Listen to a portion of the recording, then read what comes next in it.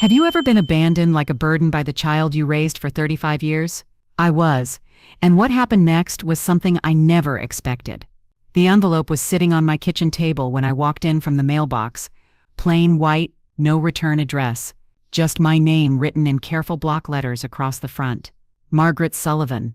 Something about it made my stomach drop before I even touched it. Maybe it was the weight. Maybe it was the way the ink had bled slightly into the paper fiber, like whoever wrote it had pressed down hard, wanted to make sure I'd see it. Or maybe I just knew, the way you know when something's about to change your life forever. I set my other mail down. Bills, credit card offers, a flyer from the grocery store. Normal Monday morning mail in April. But this envelope, this one felt different. I picked it up. The paper was thick. Expensive. Not the kind of envelope you buy at the drugstore. I turned it over. The seal was tight, pressed down with something heavy. I slid my finger under the flap and pulled. It tore cleanly.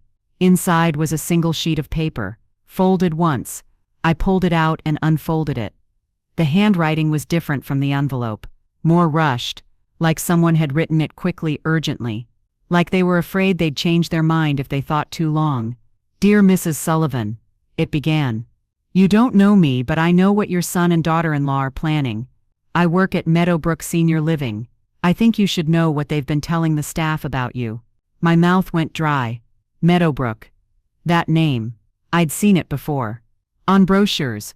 Glossy, colorful brochures that David kept leaving on my kitchen counter. Every time he visited. Every time he came by to check on me. That's what he called it. Checking on me. Like I was a child. Like I needed supervision. The brochures showed smiling elderly people in common rooms, playing cards, doing puzzles, having meals together. Independent living for your golden years, the tagline read. But what I saw when I looked at those brochures was the end. The last stop. The place where people went when their families decided they were too much trouble, too old, too inconvenient, too expensive to keep around. I kept reading. They've been telling us you have early onset dementia, that you can't manage your medications properly, that you wander at night and leave the stove on, that you've had several close calls with fires and falls. They said you agreed to move in with us but might change your mind because of confusion and memory problems. They've already put down a non-refundable deposit of $15,000 for your room. They want you moved in within 90 days. Comment below. Have you or someone you know ever been lied about by family? Share your story. You're not alone here. The paper shook in my hands. I set it down on the table before I dropped it. My heart was pounding. Dementia. Wander at night. Leave the stove on. Fires and falls. None of it was true. Not a single word. I took 3 medications. Blood pressure. Cholesterol. A multivitamin. I took them every morning with breakfast. Never missed a dose. I'd been a teacher for 35 years. Organization was in my bones. I didn't wander. I slept through the night like I always had. And the stove. God, the stove. I'd cooked dinner last night. Spaghetti. Turned everything off. Cleaned the kitchen. Put everything away. The way I'd done it for 40 years in this house. I stood up. Walked to the stove. Checked the burners. All off. Cold. Had been since last night. My hands were shaking now, not from age, not from confusion, from rage. Pure, white-hot rage building in my chest like a fire I couldn't put out. How dare they? How dare he? David. My son. The baby I'd held in my arms 35 years ago when Robert died. 2 years old. Too young to understand that his father wasn't coming home. Too young to remember the funeral. Too young to know that I was terrified. That I didn't know how I was going to do this alone. Raise a child. Pay a mortgage. Keep food on the table. But I'd done it. Worked 2 jobs for years. Taught elementary school during the day. Waited tables at night. Robert's life insurance had helped, but it hadn't been enough. Not for a growing boy.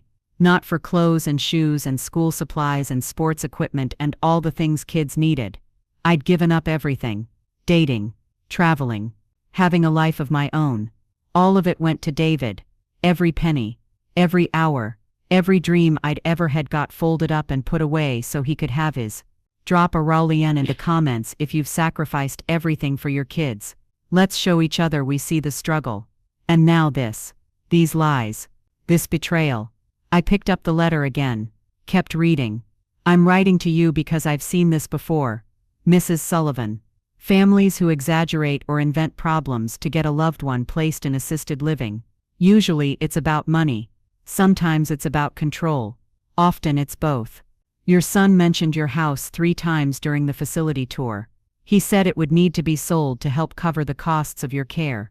He said it was worth quite a bit in the current market. He seemed very interested in the timeline for selling assets. My house. The house Robert and I bought in 1984. The year we got married. We were 28 years old. So young. So sure we'd have a lifetime together. We'd walked through this place on a Sunday afternoon in June. The realtor had shown us 5 other houses that day. But this was the one. Yellow siding. White trim. 3 bedrooms. A small yard with an oak tree in the back. Nothing fancy. Nothing expensive by today's standards. But it was ours. We'd saved for 2 years for the down payment. Signed the papers. Got the keys. Carried each other over the threshold like idiots. Happy idiots. We'd planned to pay it off together. 30-year mortgage. We'd be 58 when we made that last payment. We'd talked about it. What we'd do. Travel. Maybe buy an RV. Drive across the country. See things. Live. But Robert didn't make it to 58. Didn't even make it to 35. Heart attack in his sleep. Sudden. Brutal. 1 minute he was there. Next minute he was gone. And I was alone with a toddler, and a house, and a mortgage I couldn't afford. But I'd kept it. Somehow. Working. Scraping. Sacrificing. I'd kept this house. For David. So he'd have a home. A place that was his. Roots. I'd paid it off 5 years ago. 35 years of mortgage payments. The last check I wrote felt like freedom. Like I'd finally done it. Finally accomplished something that was mine. The house was worth money now. A lot of money. Madison real estate had exploded. Everyone wanted these old neighborhood houses. Close to downtown. Good bones. Character. I'd had realtors leave cards in my door. Offers to buy. Cash offers. But I'd never considered selling. Why would I? This was my home. My life. My history. These walls held everything. Robert's laugh. David's first steps. Birthday parties. Christmas mornings. Tears and fights and makeups and meals and life. Real life. My life. And now David wanted to take it. Wanted me declared incompetent so he could sell it. Keep the money. Put me somewhere out of the way. Somewhere I couldn't argue. Somewhere I couldn't fight back. The letter continued. I don't know you, Mrs. Sullivan. But I've worked in elder care for 15 years. I've seen people lose their independence. Their dignity. Their homes. Sometimes it's necessary. Sometimes people really do need care. But not always. Not when they're still sharp. Still capable. Still living full lives. I think you deserve to know what's being said about you. What's being planned for you. What you need to decide if you want to fight back. If you do, call me. I'll tell you everything I know. I'll help however I can. The number was written at the bottom. Below it, just 2 words. A friend. I sat back down. The kitchen was quiet, except for the hum of the refrigerator. The clock on the wall ticked. 10:15 a.m. Outside. The world was normal. Mailman making his rounds. Cars driving past. Someone mowing their lawn, even though it was too early in the season. Normal Monday morning in the neighborhood. But inside my house, inside my kitchen, inside my chest, everything had changed. I thought about David. Tried to remember when it started. When did we become this? When did he stop being my son, and start being someone I didn't recognize? He'd been such a good kid. Sweet. Thoughtful. He'd bring me coffee in bed on Mother's Day. Draw me pictures at school. Tell me he loved me every night before bed. Even as a teenager, when his friends were rebelling, when other parents were complaining about their kids, David stayed close. Respectful. Kind. He'd gone to UW-Madison for college. Studied hard. Got into law school. I'd been so proud. My son. A lawyer, making something of himself. He'd graduated at the top of his class. Got hired by a big firm downtown. Corporate law. Good money.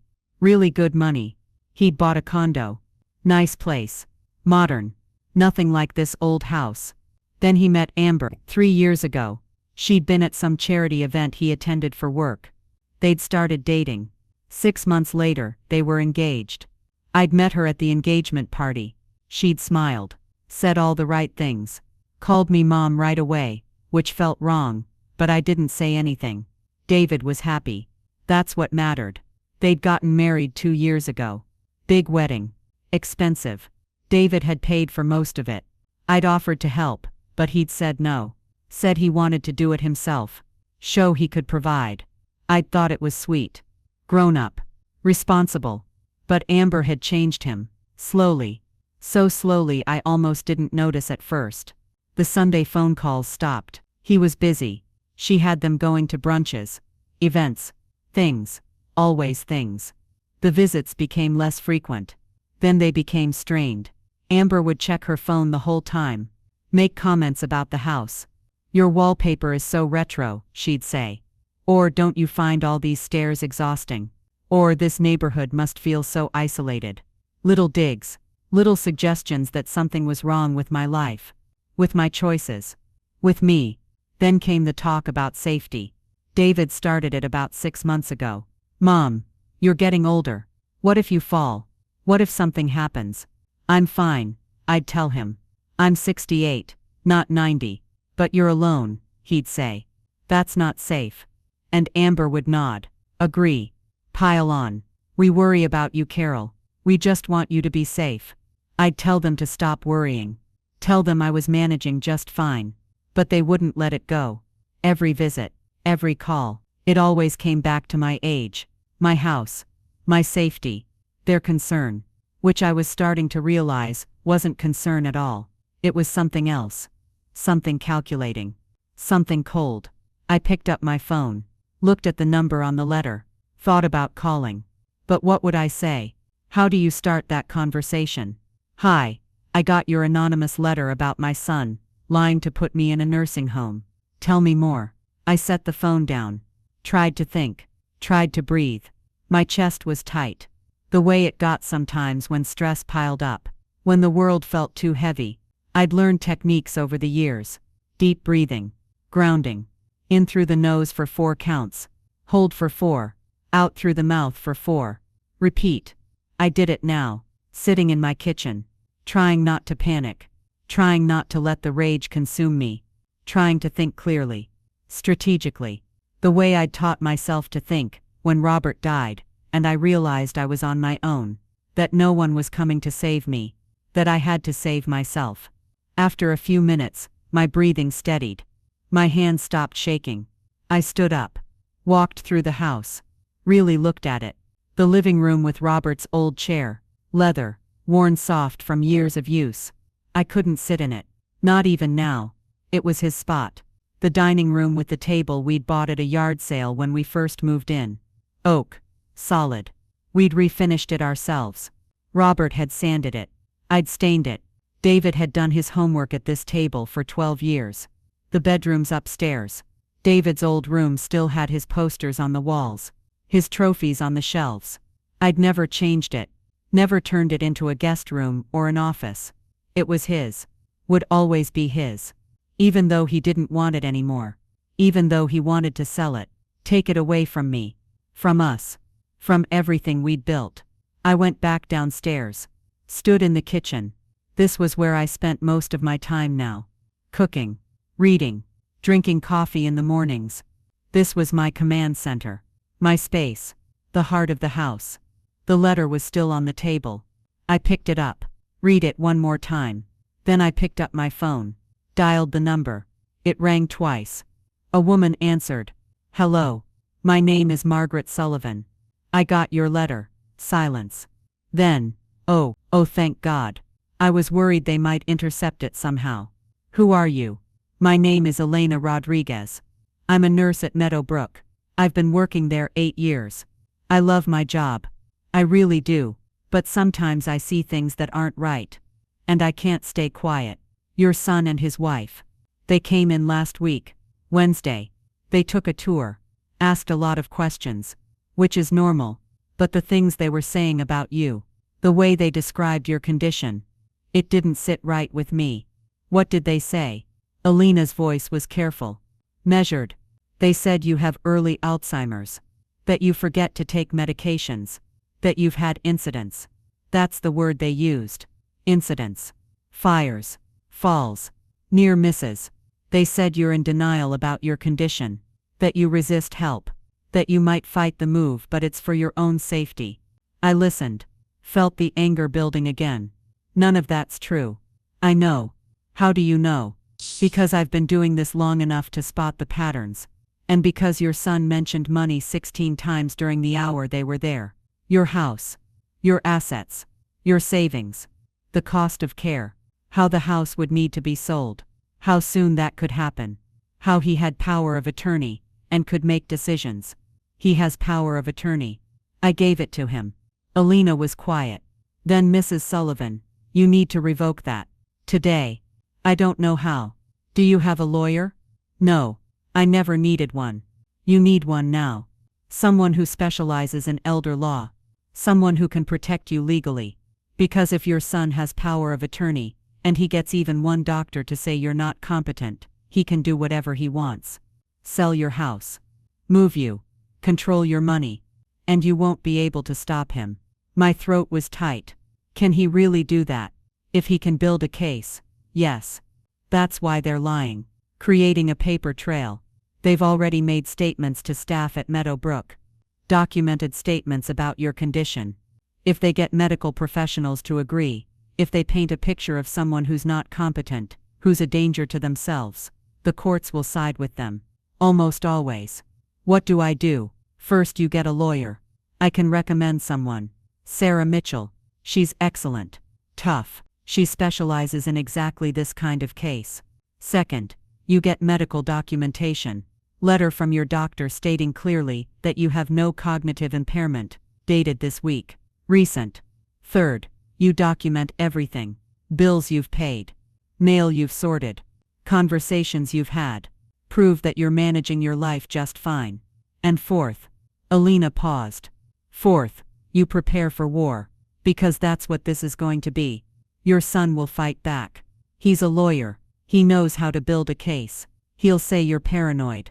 Unstable. That this proves you need care. You have to be ready. I'm ready. Are you? Because I've seen this destroy families. Even when the elder wins, they lose. The relationship is gone. Forever. I understand. Do you? Because there's no going back from this. Once you They'll fight. Once you take away his power, he'll never forgive you. Good. Maybe I don't want his forgiveness. Maybe I want my dignity. Alina laughed. It was a sad sound. Then you're stronger than most. Most people. Choose peace over principle.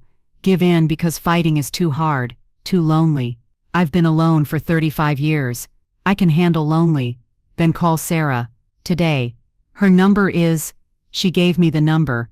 I wrote it on the back of the envelope. Then she said, Mrs. Sullivan? Yes? I'm sorry this is happening to you. Thank you for telling me. It's the right thing. Even if it's hard. I know. Good luck. You're going to need it. We hung up. I sat with the phone in my hand, looked at the number I'd written. Sarah Mitchell, elder law attorney. It was 10:45 a.m. I didn't want to wait. Didn't want to give myself time to think, to doubt, to talk myself out of it. I dialed. A receptionist answered. Law offices of Sarah Mitchell. This is Margaret Sullivan. I need to speak with Miss Mitchell. It's urgent. Is this regarding an existing case? No. This is new. What's the nature of your legal issue? My son is trying to have me declared incompetent so he can sell my house and put me in assisted living. I have power of attorney documents I need revoked. Today. One moment please. I waited, heard hold music, then a woman's voice, clear, strong, professional. This is Sarah Mitchell, Mrs. Sullivan. I'm told this is urgent. It is. My son has power of attorney. He's lying to an assisted living facility about my mental health. He's planning to move me there and sell my house. I need to stop him. When did you find this out? This morning. An hour ago. Tell me what you know. I told her everything. The letter. The call with Alina. The deposit at Meadowbrook. The lies about dementia. The plans to sell the house. Sarah listened without interrupting. When I finished, she asked questions. Quick. Sharp. Focused. How old are you? 68. Are you in good health? Yes. When was your last physical? 2 months ago. Did your doctor note any cognitive issues? No. He said I'm sharp as a tack. That's a quote. Do you manage your own finances? Yes. Bills? Bank accounts? Everything. Do you drive? Yes. Any accidents? Any tickets? Nothing in 20 years. Do you live alone? Yes. Do you take medications? Yes. 3. Are you able to manage them without help? Absolutely. I take them every morning. Never miss. Do you own your home outright? Yes. Paid it off 5 years ago. What's it worth? About $400,000. Maybe more in this market. Sarah was quiet for a moment. Then Mrs. Sullivan. I'm going to be direct with you. This is serious. Your son is building a case. The deposit at Meadowbrook. The statements to staff. If he gets medical documentation to support his claims, he can force you into care. And once you're there, it's very hard to get out. Even if you're completely competent, the system is built to protect people from themselves, which means once someone is labeled as needing care, that label sticks. I won't let that happen. Good. Because we have work to do. Can you come to my office today? When? How about 2 p.m.? That gives you time to gather documents. What do I need? Everything. Medical records. Bills. Bank statements. Checkbook. Anything that shows you're managing your life independently. Bring the power of attorney documents. David has. Bring the letter from Alina. Bring anything that proves you're competent, and that your son is lying. I will. And Mrs. Sullivan? Yes. Don't answer calls from your son. Not yet. Let him wonder. Let him worry. It'll make him sloppy. I understand. See you at 2 o'clock. I hung up. Checked the clock. 11 a.m. 3 hours.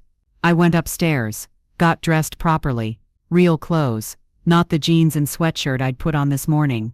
Slacks. A nice blouse. A cardigan. My good shoes. I did my hair. Put on makeup. Light. But enough. I looked at myself in the mirror. Saw a woman. Not old. Not frail. Not confused. Just a woman who'd lived a life. Who'd survived things. Who'd raised a son alone. Who'd paid off a mortgage. Who'd built something worth protecting. I went to my bedroom closet. Pulled out the file box I kept on the top shelf. Everything important was in here. Organized. Labeled. Birth certificate. Marriage license. Robert's death certificate. David's birth certificate. The deed to the house. Insurance papers. Medical records. Bank statements. I'd kept everything. The way Robert had taught me. Be organized. Maggie. Know where things are. You never know when you'll need proof of something. I'd thought he was being paranoid. But he'd been right. I needed proof now. I pulled out my medical records. Last physical. February. Dr. Patricia Holmes. Blood pressure good. Cholesterol managed with medication. No cognitive concerns noted. Patient is alert, oriented, and managing her health independently. I made a copy on my printer. Put it in a folder. Next, bank statements. 6 months. Every bill paid on time. Groceries. Utilities. Property taxes. Car insurance. Medicare supplement. Everything documented. Everything paid. I made copies. Added them to the folder. The power of attorney documents. I found them in the legal file. Dated 3 years ago. Right after David graduated law school. He'd brought them to me on a Sunday afternoon. Just a safety measure, Mom. In case something happens. If you're in the hospital and can't make decisions, I'll be able to help. Take care of things. I'd signed without hesitation. He was my son. My only family. Who else would I trust? Now those documents were weapons. Tools he could use against me. I added them to the folder. Checkbook. Balanced to the penny. I'd kept it balanced for 40 years. Old habit. Good habit. Robert had taught me. Never spend money you don't have. Know exactly what's in your account. Track every penny. I'd done it my whole adult life. The checkbook showed it. Neat, organized, competent. Into the folder it went. By 1 p.m., I was ready. Folder full of documents. Dressed. Prepared. I made a sandwich. Ate half. My stomach was in knots. Drank water. Tried to stay calm. This was happening. This was real. I was fighting my son. The baby I'd raised. The child I'd sacrificed everything for. But he wasn't that child anymore. Maybe he never had been. Maybe I just wanted to believe he was. At 1:30 p.m., I left the house, locked the door, got in my car, a 2015 Honda Civic. Reliable, safe, nothing fancy, but it ran well. I drove carefully. Downtown Madison, the Capitol building white and bright in the April sun, students from the university everywhere, coffee shops full, restaurants busy, normal life happening, all around me. People who didn't know that my world was ending, who didn't care. Why would they? Everyone has their own problems, their own battles. This was mine. Sarah Mitchell's office was on West Washington Avenue, third floor of a brick building near the square. I parked, took my folder, walked to the elevator, pressed 3. The doors opened onto a hallway. Clean, professional. Her office was at the end, glass door with her name etched on it. Sarah Mitchell, attorney at law, elder law, estate planning, guardianship. I opened the door. A receptionist looked up, smiled. "You must be Mrs. Sullivan. I am Sarah's expecting you. Right this way." She led me down a short hall to an office, corner office. Windows overlooking the street. Sarah stood when I entered. She was maybe 55, gray hair cut short, sharp eyes, dressed in a suit, professional, but not cold. She held out her hand. "Mrs. Sullivan, thank you for coming." We shook. Her grip was firm, confident. "Please, sit." I sat in a chair across from her desk. She sat too, looked at me carefully. "Before we start, I need to ask you something directly, okay? Are you sure you want to do this? Because once we revoke that power of attorney, once we start fighting, there's no going back. Your son will know. He'll be angry. He'll retaliate, probably say things that will hurt, maybe try to paint you as paranoid or unstable. This will get ugly.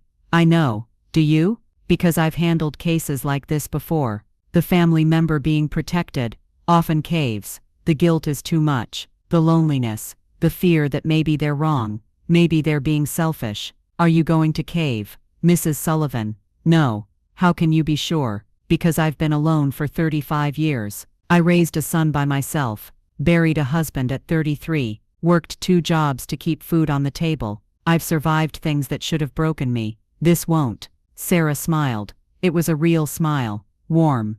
Then let's get to work. She took out a legal pad, started asking questions, writing answers, building a case. We spent an hour going through everything. The letter, Alina's call, David's visits, the brochures, the lies, the deposit, my medical records, my bills, my competence, everything. Sarah wrote it all down, asked clarifying questions, made notes. Finally she set down her pen. "Okay, here's what we're going to do. First we revoke the power of attorney. Immediately. I'll draft new documents. You'll sign them today. They go into effect right away. David will have no legal authority over you, or your affairs. None. Second, we write to Meadowbrook, formally notify them that you've never agreed to placement there, that any statements made about your health are false, that the deposit was made without your knowledge or consent. If they proceed, they'll face legal action. What about the deposit? That's David's problem. He made a commitment without your authorization. He loses the money. Third, we get a letter from your doctor, comprehensive, dated this week, stating clearly that you have no cognitive impairment, that you're fully capable of independent living, that any claims to the contrary are false. Can Dr. Holmes do that? If she's honest, yes. Call her tomorrow. Explain the situation. Ask for the letter.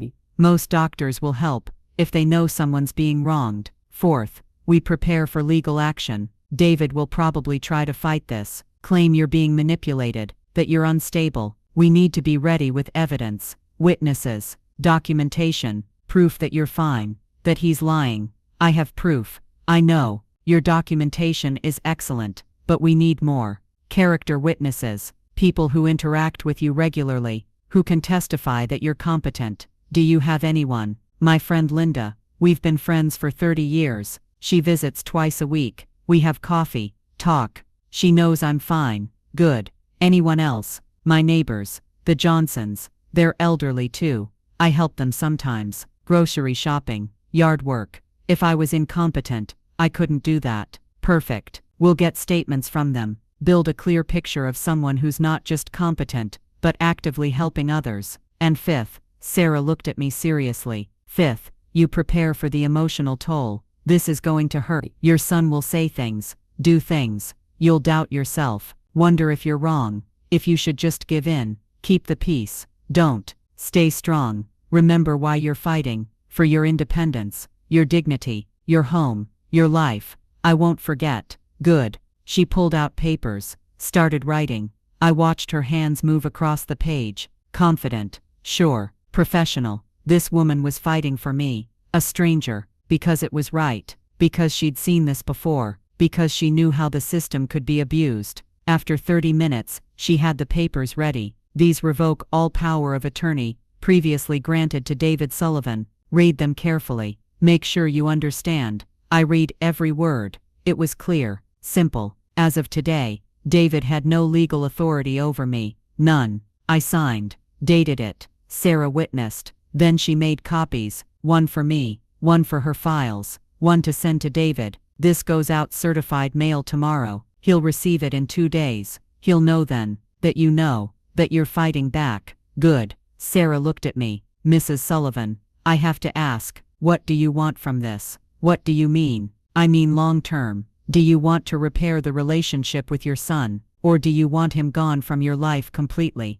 I don't know. That's honest. Think about it. Because how we proceed depends on your goal. If you want reconciliation eventually, we can try mediation, family counseling. If you want him gone, we go harder, restraining orders if necessary, cut all ties. Right now, I just want my life back. Then that's what we'll fight for. We'll start there, see where it goes. Deal. We shook hands again. Sarah walked me to the door. You're doing the right thing, she said. I hope so. You are. Trust me. I've seen what happens when people don't fight. They lose everything. Not just their homes, their dignity, their sense of self. You're protecting all of that. Thank you. Call me if anything changes. If David contacts you, if anything happens, don't engage with him until we have a plan. Okay. And Mrs. Sullivan, yes? You're stronger than you think. That's what my husband used to say. He was right. I left the office, walked to my car. The sun was still shining, the day still beautiful, but everything felt different, sharper, clearer. I'd drawn a line, taken a stand. There was no going back now. I drove home, parked in the driveway, sat for a moment, looked at my house, yellow siding, white trim, oak tree in the back. Home, mine. I'd protect it, whatever it took. Inside the house, I set my folder on the kitchen table. My hands were steady now. The shaking from this morning was gone, replaced by something else, something cold and hard and focused. I made tea, Earl Grey, Robert's favorite. I still kept it in the cupboard, even though I usually drank coffee. Sometimes the smell was enough, a memory, a comfort. I sat at the table with my tea, and thought about what came next. Tomorrow I'd call Dr. Holmes, get that letter, document my competence medically, officially. Then I'd talk to Linda, ask her to write a statement. The Johnsons too, build my case, brick by brick, proof by proof, show everyone that I was exactly what I'd always been, capable, independent, in control. My phone buzzed. A text. David, Mom, I really need to talk to you. Please call me back. I stared at the message, read it 3 times. The please seemed desperate. Good. Let him be desperate. Let him wonder why I wasn't answering. Sarah had said not to engage. Not yet. I deleted the message. Another text came through immediately. Mom, I'm worried. This isn't like you. Are you okay? The manipulation in those words made my stomach turn. Are you okay? Like I was the problem. Like my silence was evidence of something wrong with me. Not evidence that I knew, that I'd found out, that the game was over. I turned my phone face down on the table, sipped my tea. The house was quiet. Late afternoon sun coming through the windows. Dust particles floating in the light. This house had seen so much, had held so much life. Robert proposing to me in the living room, on one knee, nervous, sweet. Me saying yes without hesitation, moving in together, painting walls, hanging pictures, making it ours. Then David being born, bringing him home from the hospital, 2 days old, so small, so perfect, so terrifying. Robert holding him, looking at me. We made this, Maggie. We made a person. And then Robert dying, right upstairs in our bed. Heart attack at 33, too young, too sudden, too cruel. The paramedics saying they were sorry. The funeral, the aftermath, the crushing weight of being alone with a toddler, and surviving it, all of it. In this house, these walls knew my story, every chapter, every scar, every victory. David couldn't take this from me. I wouldn't let him. My phone rang, not a text this time, an actual call. David's name on the screen. I watched it ring, didn't answer. It went to voicemail, rang again immediately. Again I let it go, third time. Fourth, he was panicking now. Good. Finally, the calls stopped. A voicemail notification appeared. I waited 5 minutes, then listened. Mom, it's David. I don't know why you're not answering. I'm really worried about you. Amber's worried too. We just want to talk. Please call me back. We love you. The "we love you" at the end felt like a lie, a manipulation, an attempt to make me feel guilty. It didn't work. I deleted the voicemail. Evening came. I made dinner, chicken and vegetables, simple, healthy, ate at the table, washed the dishes, dried them, put them away, everything in its place, everything organized, everything proving I was fine, competent, capable. At 8 p.m., headlights swept across my living room window. A car pulled into my driveway. Looked out. David's BMW. My chest tightened. He was here.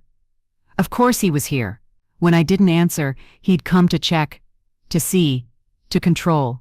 I watched him get out of the car. Alone. No Amber. Interesting. He walked to the front door, rang the bell. I didn't move. He rang again. Knocked. Mom? Mom. I know you're home. Your car's here. Please open the door. I stayed in the kitchen, silent. He knocked harder. Mom, you're scaring me. I'm going to call the police if you don't answer. Let him call. Let the police come. Let them see a perfectly competent woman who simply didn't want to answer her door. But I knew he wouldn't really call. He was bluffing, trying to scare me into opening up. After 5 minutes, I heard his footsteps on the porch, walking around the side of the house, going to the back door. I locked it this afternoon. He couldn't get in, not without breaking something. And he wouldn't do that.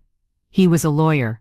He knew about breaking and entering, knew about consequences. I heard him try the handle, then silence, then his footsteps walking back to the front. The car door opened, closed. Engine started. He sat there for a minute. I could see the glow of his phone. He was texting someone, Amber probably, telling her I wasn't answering, that something was wrong, making me out to be the problem. Finally, he backed out of the driveway, drove away. I let out a breath I didn't know I'd been holding. Tomorrow would be worse. I knew that. Tonight was just the beginning. I went upstairs, got ready for bed. The routine I'd had for 40 years. Wash face, brush teeth, take evening medications, blood pressure pill, cholesterol pill. Set them on the bathroom counter for tomorrow morning. Organized, systematic, competent. In bed I tried to read, couldn't focus. My mind was racing, going through scenarios. What would David do next? What could he do? Sarah had said he'd fight back, say I was unstable, paranoid, being manipulated. But by who? I'd found out on my own, made my own decisions, called my own lawyer. No one had manipulated me. I'd acted independently, exactly what a competent person would do. I fell asleep around midnight. Dreamless sleep, deep. The kind that comes from making a hard decision and sticking to it. No second guessing, no regret, just rest. Tuesday morning I woke at 6:30 a.m. My normal time. Made coffee. Took my medications, right on schedule. Made breakfast, oatmeal with berries. Ate at the table. Read the newspaper. Local news. State news. Everything normal. Everything routine. At 8 a.m., I called Dr. Holmes's office. The receptionist answered. Madison Family Medicine. This is Jessica. Hi, Jessica. This is Margaret Sullivan. I need to speak with Dr. Holmes about getting a letter. A letter? Yes. A medical letter. Regarding my cognitive health. Is everything all right? Mrs. Sullivan. Everything's fine. But I need documentation. For legal purposes. Legal purposes. Jessica's voice was careful now. Yes. My son is claiming I have dementia. I need a letter from Dr. Holmes stating that I don't. Oh my. Yes. Can Dr. Holmes do that?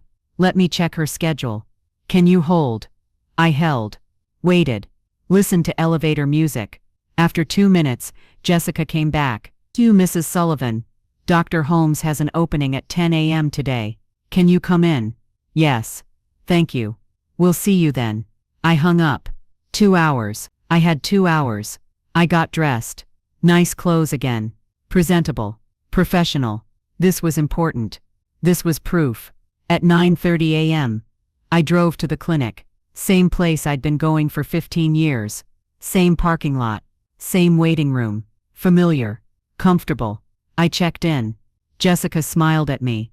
A real smile. You okay, Mrs. Sullivan? I'm fine. Just need that letter. Dr. Holmes will take good care of you. I sat in the waiting room. Looked around. Other patients. Elderly couple. Holding hands. Young mother with a baby. Teenager with his dad. Normal people. Normal problems. I wasn't crazy. Wasn't incompetent. Just a woman protecting herself. Margaret Sullivan. A nurse called my name. I stood. Followed her back. She took my vitals. Blood pressure. Temperature. Pulse. All normal. She wrote everything down. Dr. Holmes will be right in. She left. I sat on the exam table. Paper crinkling under me. The room smelled like antiseptic. Clean. Clinical. Safe. The door opened. Dr. Holmes came in. She was maybe 45. Kind face. Smart eyes. She'd been my doctor for 10 years. Knew my history. Knew me. Mrs. Sullivan. Jessica told me what you need. Thank you for seeing me so quickly. Of course. She sat down on the rolling stool. Looked at me seriously. Tell me what's happening. I told her. Everything. David's lies. The deposit. Meadowbrook. The power of attorney. The lawyer. All of it. Dr. Holmes listened. Her expression grew darker as I talked. When I finished, she shook her head. I'm so sorry this is happening to you. Can you write me a letter stating that I'm cognitively sound? Absolutely. She pulled out her laptop. Started typing. I can do better than that. I can write a comprehensive letter, detailing your medical history, your cognitive status, your ability to manage your own care, everything. She typed for 10 minutes. I watched her fingers move across the keys. Fast, confident, angry almost, like she was fighting for me through words. When she finished, she turned the screen toward me. Read this. Tell me if it's accurate. I read, Dear whom it may concern. This letter is to certify that Margaret Sullivan, DOB March 15, 1957, is a patient under my care. I have been Mrs. Sullivan's primary care physician for 10 years. She presents regularly for appointments, manages her medications independently, and demonstrates excellent self-care. During her most recent physical examination on February 18, 2025, Mrs. Sullivan showed no signs of cognitive impairment. She was alert, oriented to person, place and time, and demonstrated intact memory, judgment, and reasoning. Her score on the mini mental state examination was 30/30ths, indicating no cognitive concerns. Mrs. Sullivan manages 3 chronic conditions with medication, hypertension, and hyperlipidemia. She takes her medications as prescribed without assistance or reminders. She drives, lives independently, manages her finances, and participates actively in her community.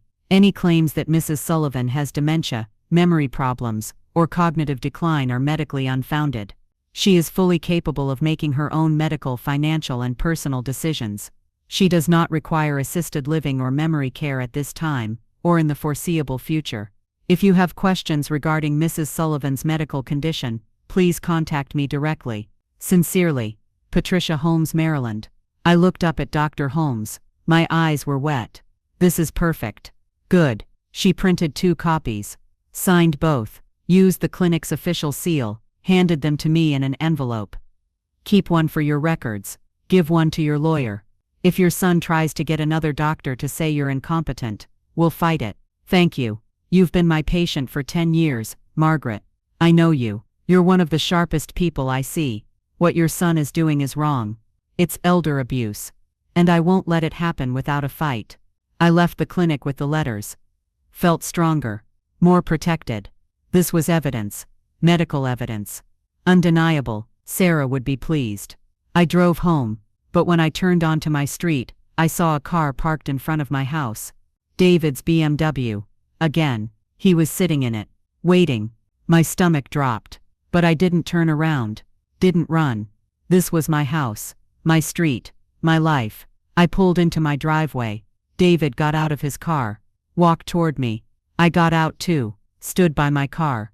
Held my ground. Mom. David. We need to talk.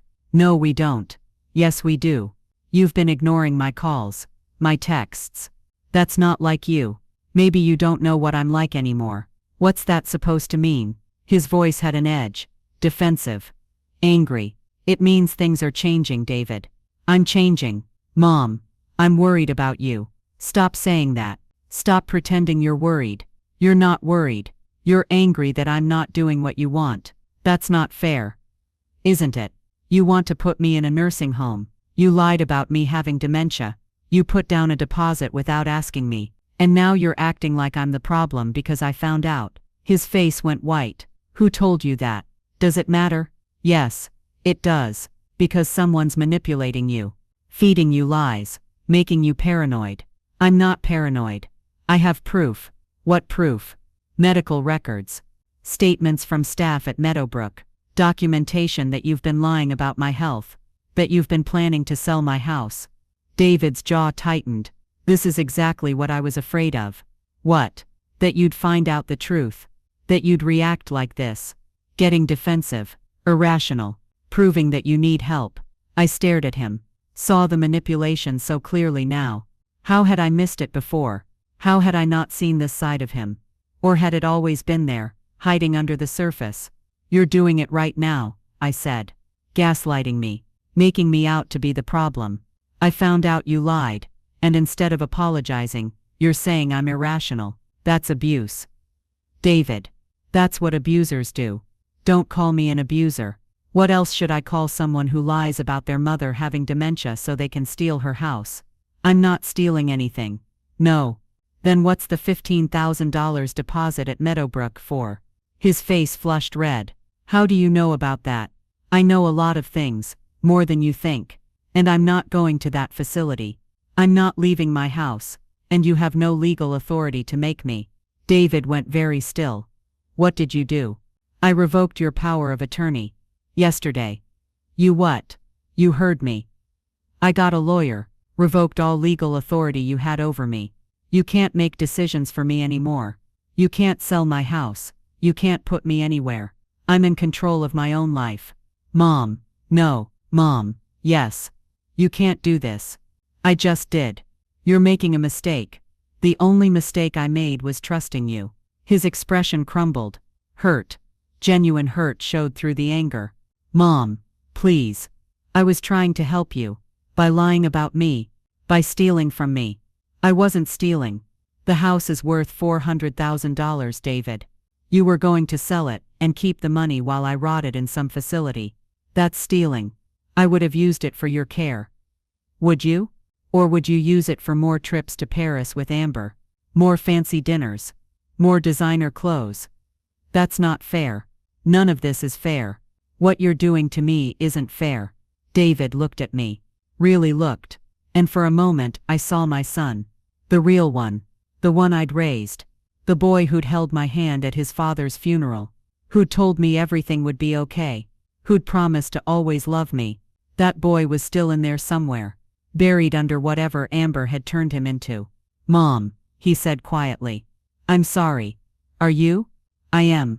I didn't realize that I'd find out, that I'd fight back, that I have rights. All of it.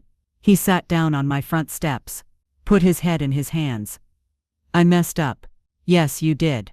Amber said it was the right thing, that you'd be safer at Meadowbrook, that we were helping you, and you believed her. Over me, over your own mother. He looked up. She was convincing. She's always convincing. When did you stop thinking for yourself, David?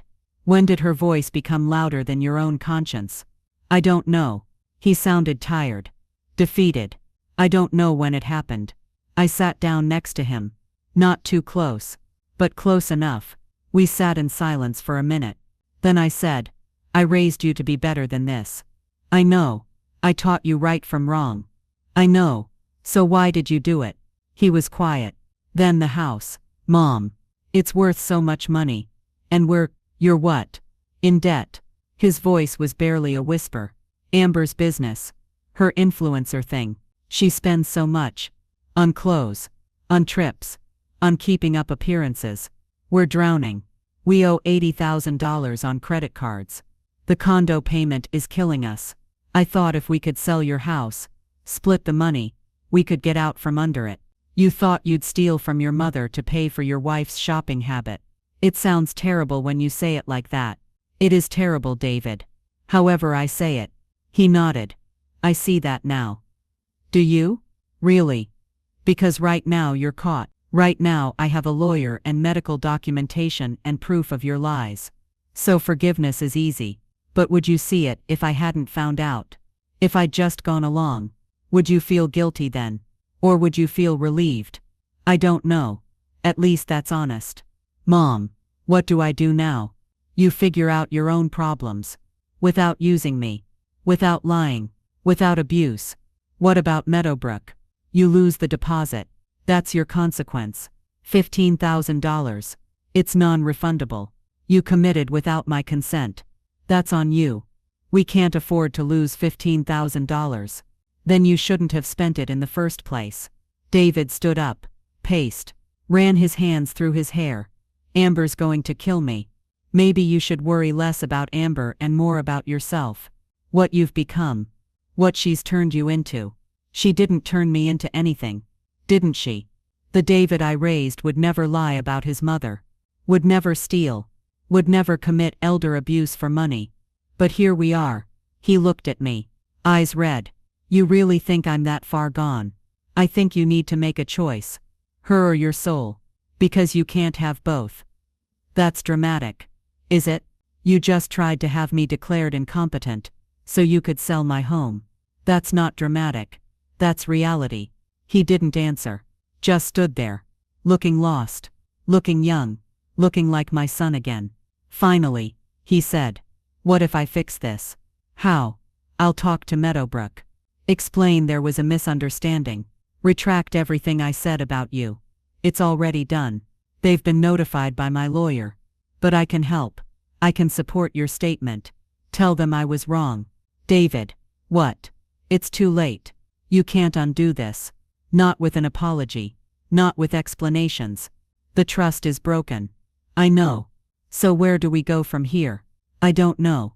Do you want me in your life? That's not a fair question. It's the only question that matters. David was quiet for a long time. Then I want to be the kind of person who deserves to be in your life. But I'm not there yet. No, you're not. Can I get there? Maybe. If you do the work. What work? Therapy. Figure out why you did this. Why you let Amber control you. Why money became more important than integrity. Get your marriage straight. Your finances. Your priorities. Become someone I can trust again. How long will that take? I don't know. Months? Years? However long it takes. And in the meantime, you stay away. Let me live my life. Let me heal from what you did. I will. He started walking to his car. Stopped. Turned back. Mom? Yes? I really am sorry. I know. But sorry doesn't fix this. Not yet. He nodded. Got in his car. Drove away. I sat on my steps. Watched him disappear around the corner. Felt empty. Sad. but also relieved. I'd stood my ground, held my boundaries, protected myself. That was worth something, even if it hurt. I went inside, called Sarah, told her about the conversation. She listened, then said, "How do you feel?" "Sad." "That's normal. But you did the right thing." "I know." "Did he threaten you?" "No." "Did he accept what you said?" "Yes." "That's good. Better than most." "Most what?" "Most adult children in this situation. They usually fight harder, make threats, try to force the issue. Maybe he will still. Maybe. But for now, you've got space. Use it. Build your case. Get those statements from friends and neighbors. Document everything." "I will." "And Mrs. Sullivan." "Yes?" "You should be proud. You stood up to your own son. That takes courage most people don't have." "Thank you." I hung up, felt a little better, a little stronger. The rest of Tuesday passed quietly. I called Linda, my best friend, told her everything. She was furious. "That little bastard." "Linda, I'm serious." "Maggie, after everything you did for him." "I know. What do you need?" "A statement, saying I'm competent, that I manage my life fine." "You've got it. I'll write it tonight. Bring it over tomorrow." "Thank you." "Don't thank me. This is what friends do. We protect each other. You've been protecting me for 30 years. Time I returned the favor." Wednesday morning, Linda came over, brought coffee and a typed letter. 2 pages. Detailed. Specific. She read it to me. "To whom it may concern. My name is Linda Chen. I have known Margaret Sullivan for 32 years. We met when our children were in preschool together. Margaret and I have maintained a close friendship throughout the years, seeing each other at least twice weekly for coffee, walks or social visits. I can state without hesitation that Margaret Sullivan is one of the most competent, organized, and independent people I know. She manages her household, her finances, her health care, and her social life with exceptional skill. She has no memory problems. She does not wander. She does not leave appliances on. She does not forget medications. These claims are entirely false. Margaret drives safely, shops independently, cooks full meals, maintains her home and yard, and participates actively in our community. She volunteers at the local library. She helps elderly neighbors with errands. She is sharp, funny, engaged, and vital. Any suggestion that Margaret needs assisted living or memory care is not based in reality. It appears to be a financially motivated attempt to control her assets. Margaret is fully capable of living independently and making her own decisions. She should be allowed to do so without interference. If you have questions, please contact me. Linda had included her phone number and email. I hugged her, cried a little. "This is perfect. You're perfect." She squeezed back. "We've got your back, Maggie. You're not alone in this." "I know. I'm lucky." "Damn right you are." The Johnsons came by that afternoon. My elderly neighbors, they'd heard from Linda what was happening, brought me a statement too. Shorter, but just as powerful. Margaret Sullivan is our neighbor and friend. She helps us with grocery shopping when we can't drive in winter. She brings us meals when we're sick. She checks on us regularly. We are both in our 80s. If Margaret had dementia or memory problems, we would know. She would be unable to help us. But she does help. Constantly. She is kind, capable, and completely independent. Her son should be ashamed. Harold and Grace Johnson. I cried again. Hugged them both. "You didn't have to do this." "Of course we did. You've been helping us for years. This is nothing. It's everything." By Wednesday evening, I had everything. Medical letter from Dr. Holmes, statement from Linda, statement from the Johnsons, copies of bills, bank statements, proof of competence from every angle. I called Sarah, told her I had it all. "Excellent. Bring everything tomorrow. We'll put together a comprehensive file. If David tries anything legal, we'll bury him in evidence." "Good. And Mrs. Sullivan?" "Yes? You've done an amazing job. Most people crumble under this pressure. You've thrived. I had good teachers." "Who, Robert?" "Linda. Life. All of them taught me to stand up, to fight, to survive. You learned well. Thursday, I drove to Sarah's office, brought all my documentation, spent 2 hours organizing it into a formal file. Sarah was impressed. This is bulletproof. No judge would declare you incompetent with this evidence. You've covered every angle. What happens now? Now we wait. See if David makes a move. If he tries to challenge the revocation. If he files anything legal. And if he doesn't, then you've won. You keep your house, your independence, your life. That simple. That simple. But Mrs. Sullivan. Yes? Be prepared. He might come back. Apologize. Ask for forgiveness. Try to rebuild. That's not a legal issue. That's a personal one. Only you can decide if you want that. I don't know what I want. That's okay. You don't have to know yet. Just protect yourself. Keep boundaries. Don't let guilt make you vulnerable. I won't. I left Sarah's office. Felt lighter. Safer. Protected. The legal side was handled. Now I just had to handle my heart. The next 2 weeks passed in a strange kind of peace. David didn't call. Didn't text. Didn't show up at my house. It was like he'd vanished from my life completely. Part of me was relieved. The other part was waiting for the other shoe to drop. Waiting for him to fight back. To make his move. But nothing came. Just silence. I filled that silence with living. Really living. For the first time in years, maybe decades, I felt like I owned my life. Linda came over 3 times a week. We had coffee. Talked, laughed. Sometimes we didn't talk about David at all. Sometimes we did. She let me process. Let me feel. Never judged. That's what real friends do. The Johnsons invited me over for dinner. We ate Harold's famous pot roast. Talked about the old days. When the neighborhood was young families. When our kids played in the streets. When life was simpler. Or maybe it just seemed simpler because we were younger. Less aware of how cruel people could be. Even people you loved. I started volunteering more at the library. Tuesday and Thursday afternoons. Reading to children. Helping with book clubs. The librarian, Michelle, told me I was a natural. You have a gift with people, she said. You make everyone feel seen. That meant something. After feeling invisible to my own son, being seen by strangers mattered. I also started something new. Something I'd been thinking about for years, but never had the courage to do. I started writing. Not a book. Nothing that grand. Just my story. My memories. Robert. David. The years of struggle. The years of joy. The recent betrayal. All of it. I wrote in the mornings. Coffee beside me. Sun coming through the kitchen window. Words flowing. It was therapy. Better than therapy, maybe. Because I was taking my pain and making it into something. Something real. Something true. Something mine. 3 weeks after revoking the power of attorney, Sarah called. Sullivan.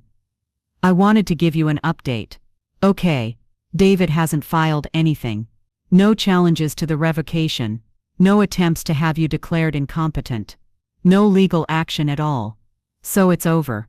On the legal side. Yes. He's backed down completely.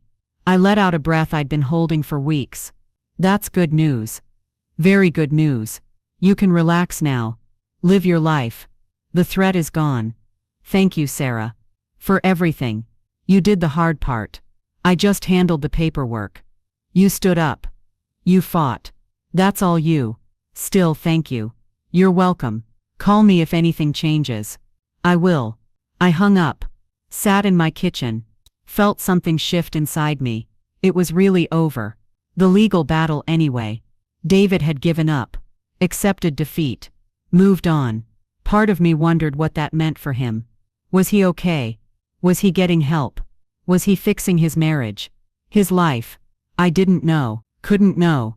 He'd chosen to walk away. Chosen silence over communication. That was his decision. I had to respect it. Even if it hurt.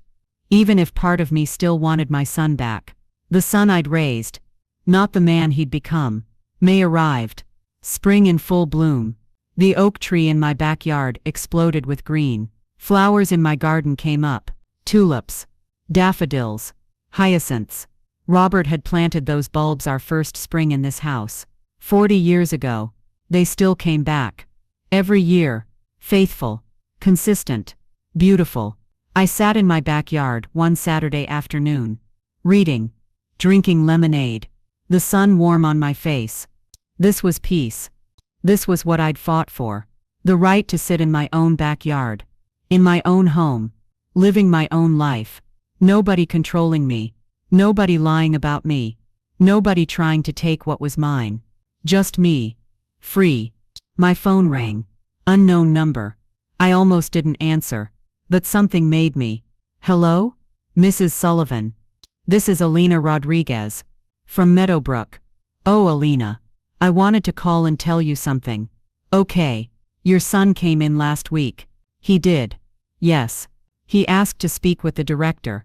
He retracted everything he'd said about you. Told them he'd made a terrible mistake. That you were completely competent. That he'd been wrong to make the deposit. That he wanted to cancel everything. Alina paused. He lost the $15,000. I know. He told them to donate it. To the facility's charity fund. For residents who can't afford care. My throat got tight. He did that. He also apologized. To me. To the staff. Said he'd been desperate and stupid. And he was sorry for involving us in family problems. He seemed genuinely remorseful. I didn't know what to say. Alina continued. I thought you should know. That he's trying to make amends. Even if it's not directly to you. Thank you for telling me. You're welcome. And Mrs. Sullivan. Yes? I'm glad you fought. I'm glad you won. Me too. We hung up. I sat with that information. Turned it over in my mind. David had retracted his lies. Apologized to the facility. Donated the money instead of fighting to get it back. That wasn't nothing. That was something. Maybe the start of something.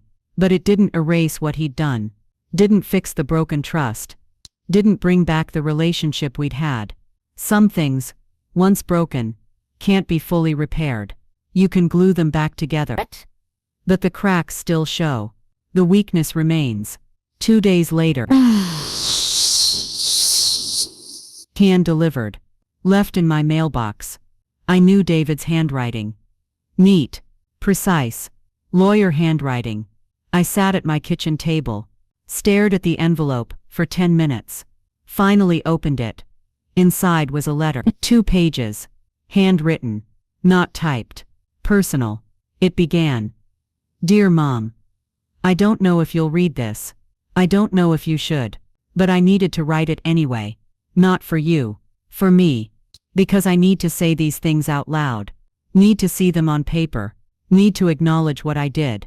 I'm not going to make excuses. There are no excuses for what I did. I lied about you. I betrayed you. I tried to steal from you. I put money and my failing marriage above the woman who raised me, who sacrificed everything for me, who loved me unconditionally for 35 years. And I threw that away. For $400,000. For debt relief. For Amber's approval. I've been in therapy for 3 weeks. Individual therapy. Trying to figure out how I became this person. How I justified such terrible things. The therapist says I lost myself. Let Amber's voice become louder than my own. Let fear and shame and financial pressure override my values. She's probably right. But that doesn't excuse it. I made choices. Bad choices. Evil choices. And I have to live with that. I've also filed for divorce. Amber and I are done. She was furious when I told her I'd retracted the statements to Meadowbrook. Furious that I'd donated the deposit instead of fighting to get it back. She said I was weak. Stupid. That I'd ruined everything. And in that moment I saw her clearly. Really saw her. For the first time in 3 years. She didn't love me. She loved what I could provide. Status. Money. Access. And when I couldn't provide it anymore, when I chose integrity over her comfort, I became useless to her. The divorce will be final in 6 months. I'm moving out of the condo. Can't afford it anyway. Getting something smaller. Cheaper. Starting over. I don't expect forgiveness, Mom. I don't deserve it. What I did to you is unforgivable. But I want you to know. I see it now. I see who I became. And I'm working every day to become someone different. Someone better. Someone who might one day be worthy of being your son again. I know that might never happen. I know you might never want me in your life again. I've accepted that. It's my consequence. One I earned. But if there's ever a chance, ever a moment where you think maybe, possibly, you could let me try again, I'll be here. Working. Changing. Becoming someone you could be proud of. I love you, Mom. I know I have no right to say that after what I did. But it's true. I love you. I'm sorry. I'm so sorry. David. I set the letter down. My hands were shaking, tears running down my face. This was what I'd wanted. Acknowledgement. Remorse. Change. But now that I had it, I didn't know what to do with it. Did I forgive him? Could I? Should I? I called Linda, told her about the letter, read it to her. She was quiet for a long time. Then she said, "What do you want to do?" "I don't know." "What does your gut say?" "That he means it. That he's really trying." "Okay. So what's stopping you from responding?" "Fear." "Of what?" "Of getting hurt again. Of trusting him and having him betray me again." "That's valid." "I know. But Maggie." "What?" "People can change. Not always. Not often. But sometimes. If they do the work. If they face themselves honestly. Sometimes people really do change." "Do you think David can?" "I don't know. Only time will tell. But the question isn't whether he can change. It's whether you're willing to give him the chance. Am I? That's what you need to figure out." I sat with that question for 3 days. Turned it over. Examined it. Prayed about it. Thought about Robert. What would he say? I knew the answer. He'd say people deserve second chances. That family matters. That love is stronger than betrayal. But he'd also say protect yourself. Don't be stupid. Forgiveness doesn't mean forgetting. Doesn't mean letting your guard down. Means acknowledging someone's effort to change, while keeping boundaries that protect you. Smart forgiveness. Careful forgiveness. Forgiveness that doesn't make you vulnerable again. On Thursday, I wrote back. Kept it short. Simple. Honest. "David. I got your letter. Thank you for your honesty. Thank you for acknowledging what you did. Thank you for taking responsibility. I appreciate that you're in therapy. That you're getting divorced. That you're trying to change. Those are good steps. Important steps. I don't know if I can fully forgive you yet. The trust is broken. That takes time to rebuild. If it can be rebuilt at all. But I'm willing to see, to watch, to give you space to become whoever you're trying to become. Maybe in time, we can talk. Maybe in time, we can rebuild something. Not what we had. That's gone. But something new. Something different. Something based on honesty and respect and mutual boundaries. For now, I need space. I need time to heal from what you did. To rebuild my sense of safety. To trust myself again. To trust my judgment. Keep working on yourself. Keep going to therapy. Keep making amends where you can. And maybe one day, we'll find our way back to each other. Or maybe we won't. I don't know. But either way, I wish you well. I hope you become the man you want to be. The man your father would have been proud of. Love, Mom. I mailed the letter. Felt lighter afterward. I'd said what I needed to say. Set my boundaries. Left the door open just a crack. Not wide open. Not slamming it shut. Just a crack. Just enough. Summer came. Hot and bright. I spent my days in the garden. At the library. Writing my story. Living my life. Linda and I took a road trip. 3 days. Up to Door County. Stayed in a little bed and breakfast. Ate fish boils. Walked beaches. Laughed until we cried. It was freedom. Pure freedom. The kind you can only have when you're not beholden to anyone. When your life is fully yours. In late July, my phone rang. David's number. My heart jumped. I answered. "Hello. Hi, Mom. Hi, David. How are you?" "I'm okay. Getting better. Day by day." "Good. I wanted to call and tell you something." "Okay. I finished my first 3 months of therapy. My therapist thinks I'm making real progress. That's good. I also wanted to tell you, I got a new job. You did? Yeah. I left the corporate firm. Too much pressure. Too much focus on money. I joined a legal aid clinic. We help low-income clients. Civil cases mostly. Housing disputes. Family law. It doesn't pay much. But it feels right. Feels like I'm doing something good. I'm proud of you. You are. Yes. That takes courage. To walk away from money. From prestige. To choose purpose instead. Thanks, Mom. That means a lot. We were quiet for a moment. Then David said, I don't want to push. I know you need space. But I was wondering, if maybe, one day, we could have coffee. Just talk. Nothing heavy. Just talk. I thought about it. Felt my gut. It said yes. Carefully. With boundaries. But yes. I think we could do that. Really? Really? When? How about next month? August. Give me a little more time. Of course. Whatever you need, David. Yes. I'm not promising anything. I know. We're starting from zero. Building something new. If we build anything at all. I understand. Okay. Okay. Thanks for calling. Thanks. Answering. We hung up. I sat in my kitchen, felt hope. Fragile hope. Uncertain hope, but hope nonetheless. August came. David and I met at a coffee shop downtown, neutral territory. Public. Safe. He looked different. Thinner. Tired. But also lighter somehow. Less burdened. We ordered coffee. Sat by the window. Talked about small things at first. The weather. His new job. My garden. My writing. After half an hour he said, I'm really trying, Mom. I can see that. It's hard. I know, but I want to be different. I want to earn your trust back. That will take time. I know. Years maybe. I know. But I'll wait. However long it takes. We finished our coffee. Walked out together. At the door, David turned to me. Can I hug you? I hesitated. Then nodded. Yes. He hugged me. Careful. Gentle. Like I might break. Or like he might. I hugged back. It wasn't the same as before. Wasn't the easy, comfortable hug of mother and son who trust each other completely. But it was something. A start. We pulled apart. Thank you, he said.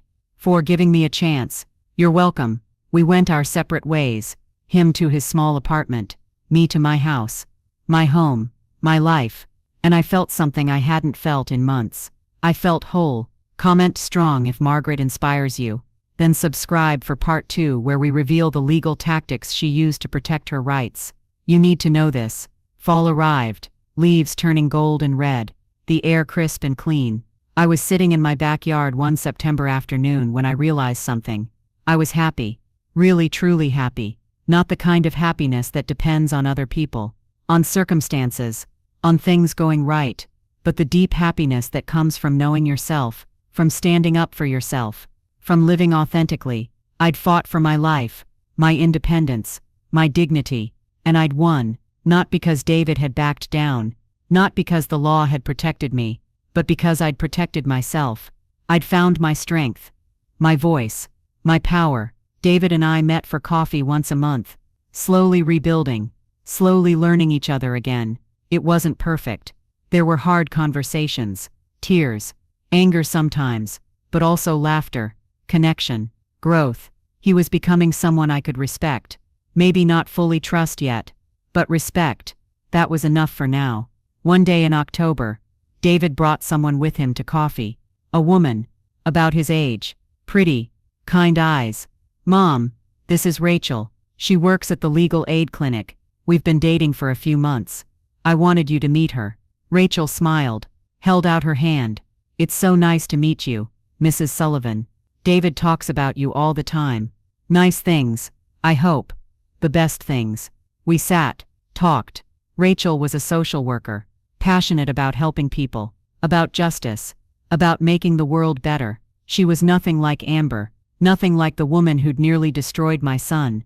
This woman was real, authentic, good. At the end of coffee, Rachel said, Mrs. Sullivan, I just want you to know, David has told me everything, about what happened, what he did, and I've watched him work every day to become better. He's a good man.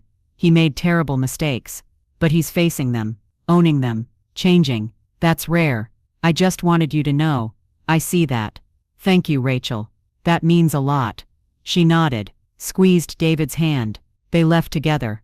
I watched them walk down the street, saw my son smile, really smile, the way he used to, before Amber, before the debt, before the lies. Maybe people really could change. Maybe second chances were worth the risk. Maybe family, even broken family, was worth fighting for. November brought my 69th birthday. Linda threw me a party. Small, intimate, just close friends.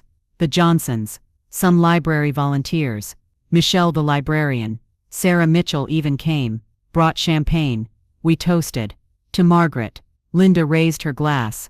To the strongest woman I know, who fought for her independence and won, who showed us all what courage looks like. Everyone cheered, drank.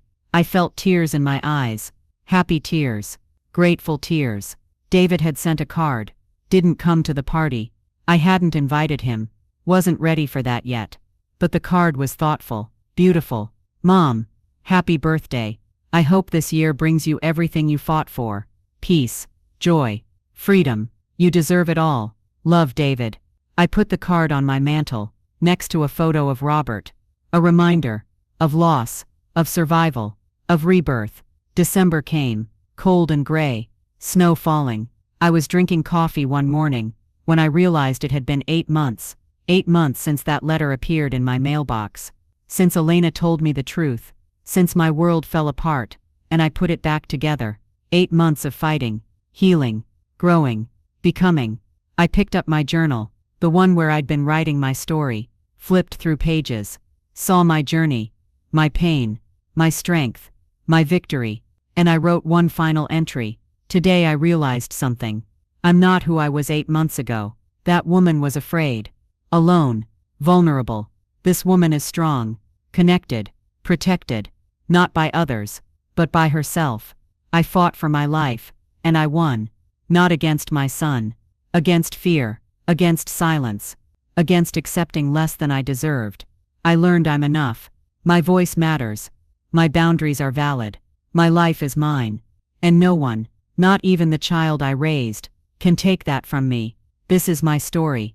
Margaret Sullivan, 68 years old, widow, mother, teacher, fighter, survivor. And I'm not too old for anything. Not too old to fight. Not too old to change. Not too old to start over. Not too old to live. I closed the journal, looked out my window, at my yard, my oak tree, my home. This was mine, hard-won, precious, protected, and I would never let anyone take it from me again. Never.